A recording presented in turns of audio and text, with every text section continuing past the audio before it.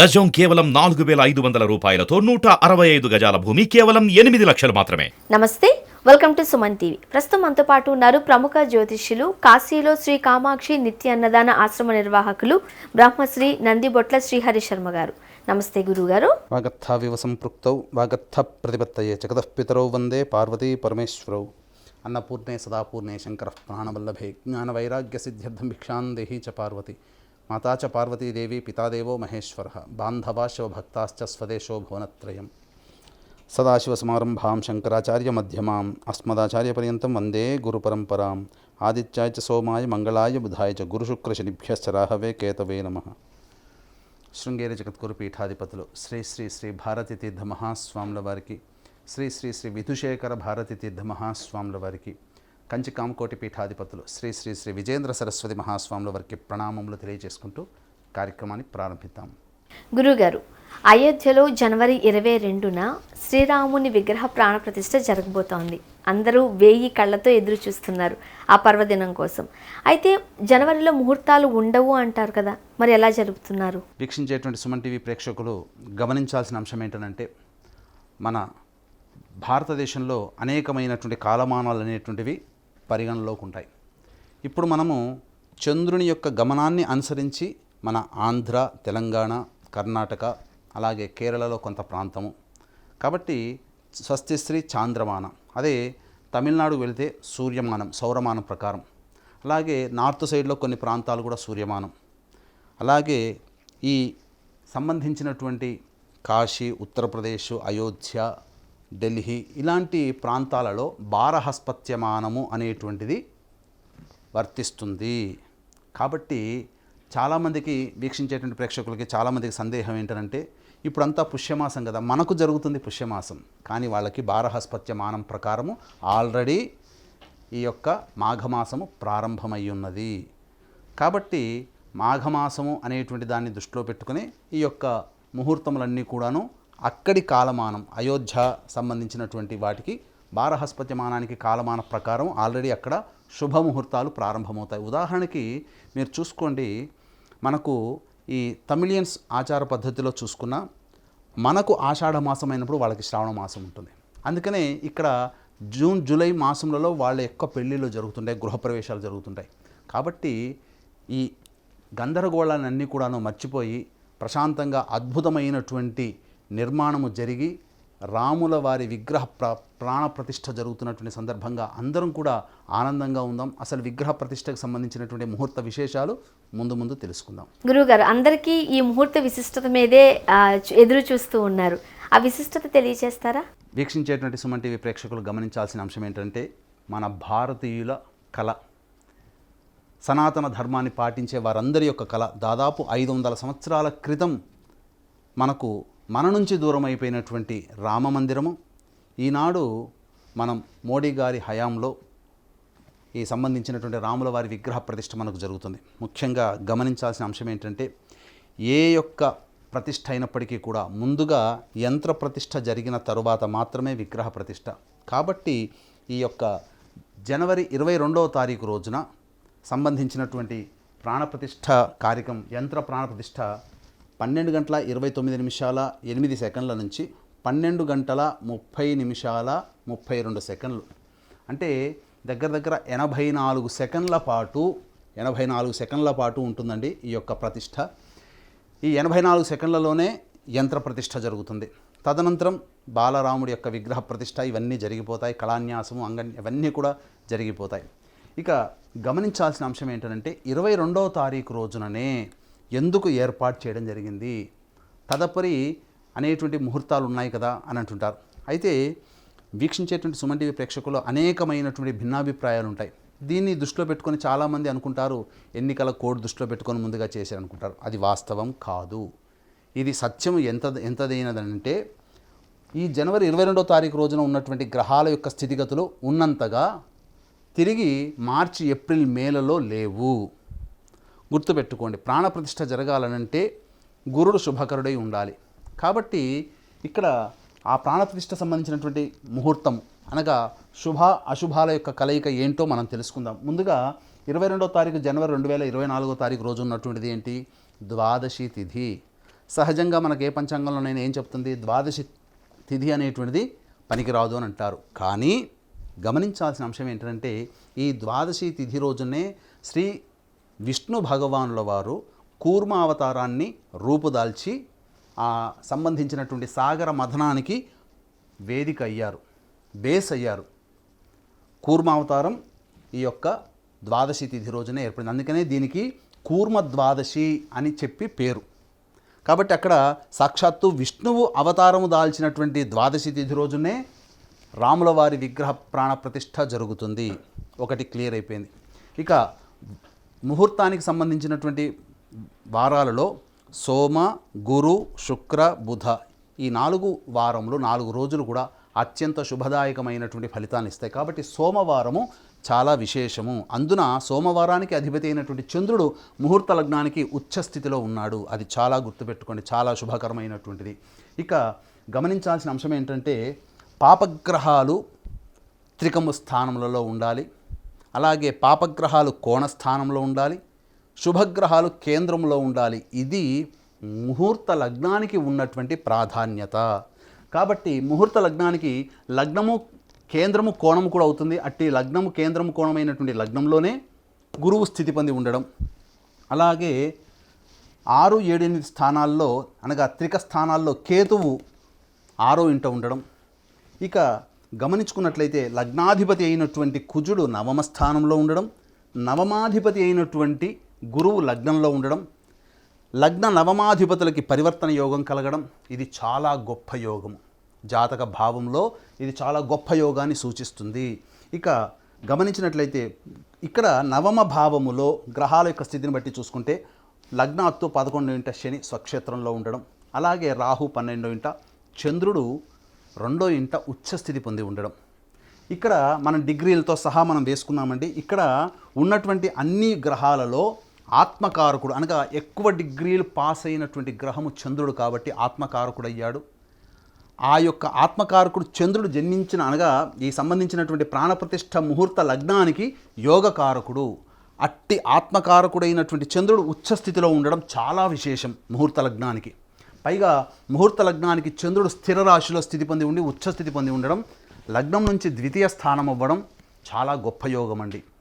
అలాగే ఇక్కడ గమనించుకున్నట్లయితే ప్రధానముగా ఈ కుజ, బుధ, శుక్రులు ఈ ముగ్గురు కలిసి 9వ స్థానంలో ముహూర్త లగ్నానికి 9వ స్థానంలో 3 గ్రహాలు కలిసి ఉండడం ఇది చాలా గొప్పది. ఈ 3 గ్రహాల్లో కూడా కుజుడే విజేత అయ్యున్నాడు. ఎందుకంటే ఎక్కువ డిగ్రీలు పాస్ అయిపోయినాడు కాబట్టి కుజుడు విజేత అయ్యున్నాడు.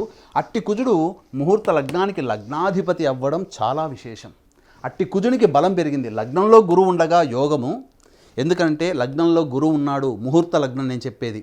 ముహూర్త లగ్నానికి ఏ ముహూర్తానికైనా లగ్నంలో గురువు ఉన్నాడంటే 1,00,000 దోషాలని తొలగిస్తాడు. ఇది ముహూర్త లగ్నం అనగా ఏ వివాహము కానీ, ఉద్యోగం కానీ, లేదా సంబంధించినటువంటి ఉపనయనం కానీ, శంకుస్థాపన కానీ, గృహప్రవేశం కానీ ఏ ముహూర్తాలు పెట్టాలన్నా గురుని యొక్క శుభస్థితి కావాలి. ఇది మనకు జరిగేటువంటిది. ఇక సంబంధించినట్టు చూసుకున్నట్లయితే రవి దశమమందున్నాడు. ఇక్కడ గమనించాల్సిన అంశం ఏంటంటే రవికి 12వ ఇంట శుక్రుడు ఉన్నాడు. ఇది చాలా గొప్ప యోగం. శుక్రుడికి అనగా రవికి తర్వాత శుక్రుడు కనుక ఉంటే ఈ యొక్క ప్రాణప్రతిష్ఠ ముహూర్తానికి ఉన్నటువంటి బలమంతా తగ్గిపోయేది.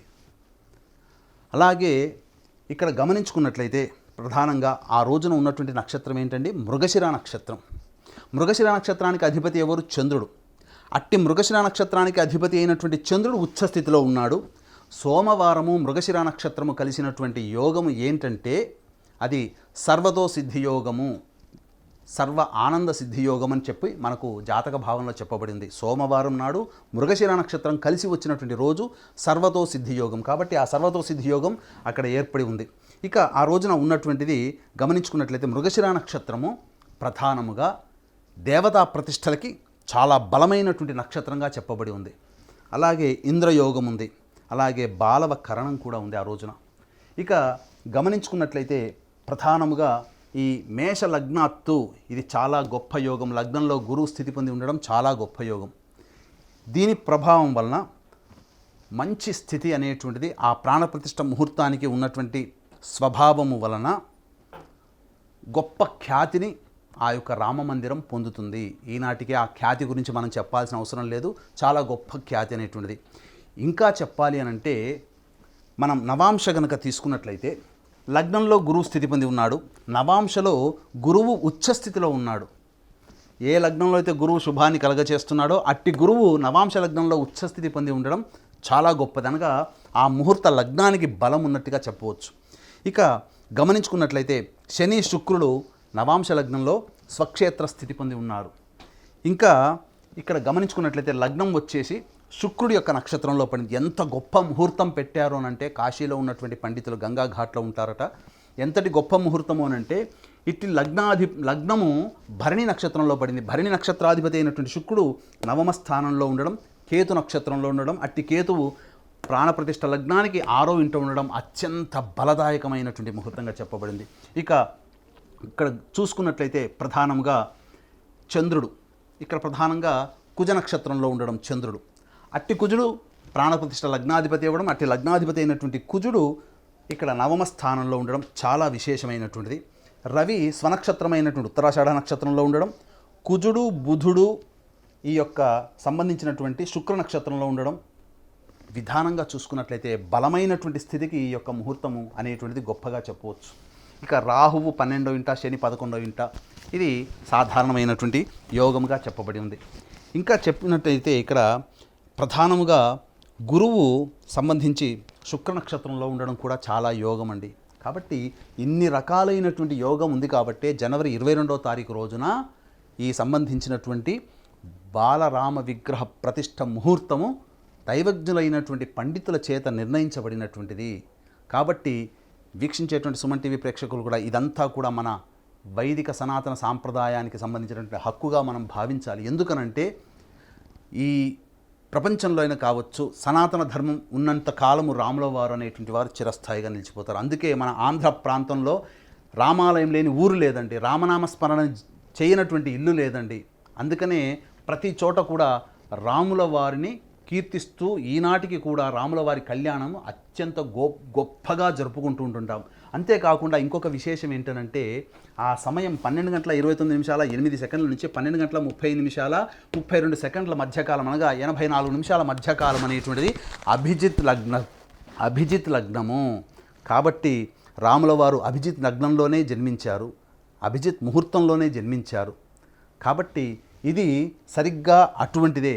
అంతేకాకుండా గమనించినట్లయితే అన్ని రకాలైనటువంటి శుభ లక్షణాలు కలిగినటువంటి ముహూర్తముగా దీనిని మనం చెప్పవచ్చు. గురువుగారు, ముఖ్యంగా ఏదైనా ఒక ముహూర్తం పెట్టేటప్పుడు జాతకాన్ని ఆధారంగా చేసుకుని పెడుతూ ఉంటారు, అది ఏ ముహూర్తమైనా సరే సాధారణంగా. అయితే మరి రాముని జాతకానికి ఇప్పుడు విగ్రహ ప్రతిష్ఠ జరుగుతున్న ఈ ముహూర్తానికి పోలిక ఏంటి, సరిపోతుందంటారా? రాముల వారి జాతకం చూసుకున్నట్లయితే పునరుసు నక్షత్రము 4వ పాదంలో జన్మించారు, కర్కాటక రాశి, కర్కాటక లగ్నము, లగ్నంలోనే చంద్ర గురువులు స్థితి పొంది ఉన్నారు. గురువు ఉచ్చస్థితి, చంద్రుడు స్వక్షేత్ర స్థితి. కాబట్టి ఇక్కడ గురువు కూడా లగ్నంలోనే ప్రాణప్రతిష్ఠ ముహూర్త లగ్నంలోనే ఉండడం, అట్టి గురువు నవమాధిపతి అయి ముహూర్త లగ్నం మిత్రక్షేత్రంలో ఉండడం, చంద్రుడి యొక్క లగ్నంలో జన్మించినటువంటి కారణం చేత ఇక్కడ పెట్టినటువంటి ముహూర్తం కూడా చంద్రుడికి ఉచ్చస్థితి అయినటువంటి ఈ యొక్క మృగశిర నక్షత్రము వృషభ రాశిలో ఉండగానే చంద్రుని యొక్క సంబంధించినటువంటి ఉచ్చస్థితిలో ఉన్నటువంటి దాంట్లోనే మనం ఈ యొక్క ముహూర్తం అనేటువంటిది పెట్టడం జరిగింది. కాబట్టి అంతేకాకుండా రాముల వారి యొక్క లగ్నంలో జన్మించినటువంటి కర్కాటక లగ్నంలో గురువు ఉచ్చస్థితి, ఇంతకుముందు చెప్పుకున్నట్లుగా నవాంశ లగ్నంలో గురువు ఉచ్చస్థితి ఉన్నాడు. కాబట్టి చాలా దగ్గర పోలిక అనేటువంటిది ఉంది. అంతేకాకుండా రాముల వారి లగ్నం నుంచి ప్రాణప్రతిష్ఠ జరుగుతున్నటువంటి లగ్నము దశమ భావమైంది, అనగా కేంద్రములలో 1, 4, 7, 10 స్థానాలు ఏవైతే ఉంటాయో ఒక్కొక్క భావానికి మించినటువంటి బలం కలిగి ఉంటుంది. కాబట్టి ఇక్కడ కర్కాటక లగ్నానికి దశమ లగ్నమైనటువంటి మేషలగ్నం దశమ కేంద్రం అవ్వడం, అట్టి దశమ కేంద్రమైనటువంటి మేషమే లగ్నముగా ఉండి రాముల వారి యొక్క ప్రాణప్రతిష్ఠ జరుగుతున్నటువంటి ముహూర్త సమయం. కాబట్టి రాముల వారి విగ్రహ ప్రతిష్ఠన తదనంతరం అయోధ్య యొక్క యోగమే మారిపోతుంది. అద్భుతమైనటువంటి గొప్ప చారిత్రక ప్రసిద్ధి కలిగినటువంటి నగరముగా విశ్వవిఖ్యాతమవుతుంది. అంతేకాకుండా 7 వండర్స్ అనేటువంటి దానికంటే అంతటి 7 వండర్స్ ఏదైతే గొప్పగా చెప్పుకుంటున్నారో అంతటి సమానమైనటువంటి స్థాయిలో అయోధ్య నగరం నిలిచిపోతుంది అని చెప్పడంలో ఏమాత్రము సందేహం లేదు. అంతటి విశ్వవిఖ్యాత, ప్రజలందరినీ కూడా, ప్రపంచాన్నంతా కూడాను ఆకర్షించి తన వైపుకు తిప్పుకోగలిగేటువంటి అద్భుతమైనటువంటి ముహూర్తం అనేటువంటిదిగా చెప్పడంలో ఏమాత్రం సందేహం లేదు. అందుకే గురువుగారు చాలా మంది కరెక్ట్గా అదే రోజు అదే ముహూర్తానికి తమ పిల్లలకు కూడా జన్మనివ్వాలని ఆ రోజు డేట్ చూస్ చేసుకుని చాలా మంది డెలివరీస్ పోస్ట్ పోన్ చేసుకుంటున్నారు. అండ్ కొన్ని ప్రాంతాలలో అయితే డాక్టర్ల పైన ఒత్తిడి కూడా వస్తుందంట, మాకు సేమ్ అదే ముహూర్తానికి సిజేరియన్ ద్వారా బిడ్డను తీయాలి అని. మరి అలా కూడా చేయొచ్చా? తప్పమ్మా. ఇది ముహూర్తం అనేటువంటిది కేవలం ప్రాణప్రతిష్ఠాలకు సంబంధించినటువంటి వ్యవహారంలో చేసుకునేటువంటి ముహూర్తాలకి, జన్మించినటువంటి కాలానికి వచ్చేటువంటి ముహూర్తాలకి చాలా తేడా ఉంటుంది. ఇప్పుడు వారు పెట్టినటువంటి ముహూర్తం అమ్మ 12 గంటల 29 నిమిషాల 8 సెకండ్ల నుంచి 12 గంటల 30 నిమిషాలు 32 సెకండ్లు 84 సెకండ్లు, అంటే దాదాపుగా 1 నిమిషం 24 సెకండ్లు. ఆ 1 నిమిషం 24 సెకండ్లలో ఆ యొక్క శిశువు ఎలా ఉత్పత్తి బయటికి జరుగుతుంది, అది అసంభవము. అటువంటి దానికి మనం కోరి తెచ్చుకున్నామనంటే మన కర్మ ఏదైతే ఉంటుందో అది కర్మని మనం బలవంతంగా పట్టుకొచ్చినట్టుగా అవుతుంది. కాబట్టి గుర్తుపెట్టుకొని వీక్షించేటువంటి సుమన్ టీవీ ప్రేక్షకులారా, 1.5 నిమిషముతో పూర్తిగా గ్రహాల యొక్క స్థితిగతులు మారుతాయి. గమనిస్తున్నటువంటి యొక్క లగ్నంలో ఏ విధమైనటువంటి మార్పులు ఉండవు. కానీ షష్ఠ్యాంశము అనేటువంటి దాంట్లో ప్రతి 1.5 మినిట్కి గ్రహాల యొక్క స్థితిగతులు, లగ్నాలన్నీ మారిపోతాయి. మనిషి యొక్క స్వభావ లక్షణాలన్నీ చేంజ్ అయిపోతాయి. ముహూర్త లగ్నము గొప్పది కావచ్చు, కానీ అది జన్మించే ముహూర్తానికి దాన్ని అన్వయింప చేసుకొని మీరు కాలం కాని కాలంలో మనం కాయలు, ఇప్పుడు మనకు శీతాకాలం మామిడి పండు తెచ్చుకొని తెచ్చుకొని తింటే ఎండాకాలంలో పండేంత రుచి మనకు వస్తుందా? రాదు. కాబట్టి ఏ కాలానికి ఆ కాలానికి తగ్గట్టుగా ఏ విధంగానైతే మనం ప్రకృతి ప్రసాదించినటువంటి ఆహారాన్ని మనం భుజిస్తున్నామో అలాగే ప్రకృతి ప్రసాదించేటువంటి బిడ్డని మీరు కనండి. ప్రకృతిలో నవగ్రహాలు కాదు, అన్ని దేవతా లక్షణాలు అన్నీ ఉంటాయి. కాబట్టి ఆ సమయానికే పిల్లని కనాలి అనే ఉద్దేశ్యంతో మీరు వీక్షించేటువంటి ప్రేక్షకుల్లో మీరు కానీ, మీ బంధువులు కానీ, మీ స్నేహితులు కానీ, మీ కుటుంబ సభ్యులు కానీ ఎవరైనా అలా ఆలోచన చేశారు అంటే అది చాలా దుష్పరిణామాలకి తెరతీస్తుంది. కాబట్టి ముహూర్త లగ్నానికి సంబంధించినటువంటి విషయము వేరు, జన్మ లగ్నానికి సంబంధించినటువంటి విషగ్రాహ్యము వేరు. కాబట్టి ఈ రెండింటికి పోలికే లేదండి. దయచేసి చేతులెత్తి ముక్కి చెబుతున్నాను వీక్షించేటువంటి సుమన్ టీవీ ప్రేక్షకులారా, ముఖ్యంగా మహిళలారా, డాక్టర్ల మీద ఒత్తిడి తీసుకురాకండి. ఎవడి కర్మను అనుసరించి ఆ కర్మను అనుసరించే వాడు జన్మిస్తాడు తప్ప ఇక్కడ మనము స్వయంగా చేసినంత మాత్రాన అది జరగదు. రావణాసురుడే ఏం చేయలేకపోయాడు, అంత గొప్ప మహానుభావుడు, సాక్షాత్తు పరమేశ్వర సాక్షాత్కారం పొందినటువంటి మహనీయుడు, ఆయనకే వల్ల కాలేదు, మనం ఎంతటి వాళ్ళమండి. కాబట్టి ఎప్పుడు కూడా అటువంటి దుర్మార్గమైనటువంటి పని మాత్రం కాలమాన పరిస్థితులను ఎవరు తమ చేతుల్లోకి తీసుకోలేరు కదా గురుగారు? వాస్తవం అమ్మా. ఇది చాలా కాలాన్ని మనం శాసించే స్థాయికి మనం ఇంకా మానవుడు ఎదగలేదు. దేవతలు కూడా కాలానికి బద్ధులై జీవించారు. కాలానికి అనుగుణంగానే రాముల వారు జీవిత ప్రయాణం జరిగింది, అలాగే వారి నిర్యాణం కూడా జరిగింది. కాలానికి సంకేతంగానే కృష్ణ భగవానుల వారు వచ్చారు, పూర్తిగా ఆ యొక్క సంబంధించినటువంటి యుగ సమాప్తి చేసి వెళ్ళిపోయారు. మీ యొక్క సంకల్పం నెరవేరాలనేటువంటి సదుద్దేశంతో ముఖ్యంగా వివాహం కావాల్సిన అబ్బాయిలకి, అమ్మాయిలకి, అలాగే వృషభ, మిథున, కర్కాటక, సింహ, తుల, వృశ్చిక, మకర, కుంభమీన రాశిలో జన్మించినటువంటి వారికి శనిదోష పరిహారార్థం, అలాగే విద్యా సంబంధమైనటువంటి విషయాల్లో, శత్రు సంబంధమైనటువంటి విషయాల్లో, ఆరోగ్య సంబంధమైనటువంటి విషయాల్లో మీకు అన్ని రకాలుగా దైవానుగ్రహాన్ని అందించాలనేటువంటి సదుద్దేశంతో కేవలం 3,000 రూపాయలకి 6 నెలల పాటు ఈ సంబంధించినటువంటి 18 రకాల హోమాదులు మా పీఠమాధ్యంలో జరుగుతాయి. అవకాశంలో కార్యక్రమం తదనంతరం కాంటాక్ట్ చేయవచ్చు. అలాగే మీ కుటుంబంలో తండ్రి వైపు 6 తరాలు, తల్లి వైపు 3 తరాల్లో ఏవైనా దుర్మరణాలుగా road accident, fire accident, suicide attempt, నదిలో బావిలో పడి చనిపోవడం, ఇంట్లోంచి వెళ్ళిపోవడం, లివర్ ఫెయిలే, కిడ్నీ ఫెయిలే, క్యాన్సర్తో చనిపోవడం, పిండ ప్రదానాలు చేయలేకపోవడం, ఇవన్నీ కూడా పితృదోషాలు. కాబట్టి దుర్మరణాలకు సంబంధించినటువంటి పితృదోష నివారణకి మా పీఠం ఆధ్వర్యంలో ప్రతి నెల పితృదోష నివారణ పూజలు, హోమాలన్నింటినీ జరుగుతున్నాయి. అలాగే కాశీక్షేత్రంలో మా సొంత భవనం శ్రీ కామాక్షి నిత్యాన్నదాన ఆశ్రమంలో ప్రతినిత్యం కూడా అన్నదానం జరుగుతుంది. అన్నదానానికి మీకు సంబంధించి మీ పెళ్లి రోజున కానీ, మీ పుట్టినరోజున కానీ, మీ పెద్దల పేరు మీద కానీ అన్నదానానికి సహాయ సహకారాలు అందించేవాళ్ళు కార్యక్రమం అందరితో కాంటాక్ట్ చేసి కాశీలో ఉన్నటువంటి శివబంధువులకి ఆనందాన్ని అలాగే సంతోషాన్ని కలిగిస్తారు అని చెప్పడంలో సందేహం లేదు. చాలా మంచి విశేషాలు తెలియజేశారు గురువు గారు, ధన్యవాదాలు. సర్వం శ్రీ ఉమామహేశ్వర పరబ్రహ్మార్పణమస్తు.